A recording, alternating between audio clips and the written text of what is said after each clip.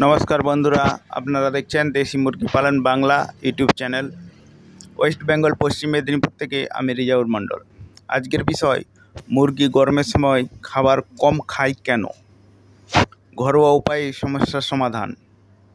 আপনারা সকালে যখন জল দিবেন তখন আদার রস মুরগিকে খেতে দিবেন জলের সাথে, এবং দুপুরের সময় নেবুর জল দিবেন নেবুর রস দিয়ে, এবং রাত্রিবেলাও আদার রস দিবেন জলের মধ্যে।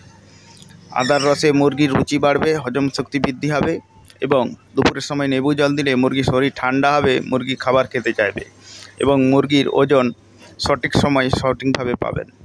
তাই এই ঘরোয়া পদ্ধতি অবলম্বন করলে আপনি দেখবেন মুরগি খাবার খাচ্ছে এবং সুস্থ সবল থাকছে।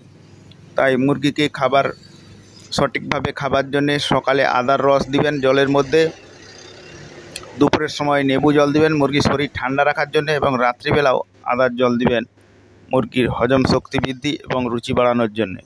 তাই ভিডিওটি যদি ভালো লাগে একটি লাইক করবেন, শেয়ার করবেন, কমেন্ট করবেন।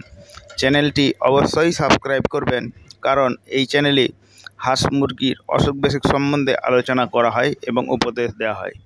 সম্পূর্ণ ভিডিওটি দেখার জন্য আপনাকে অসংখ্য ধন্যবাদ জানাই দেশি মুরগি পালন বাংলা ইউটিউব চ্যানেলের পক্ষ থেকে। ধন্যবাদ।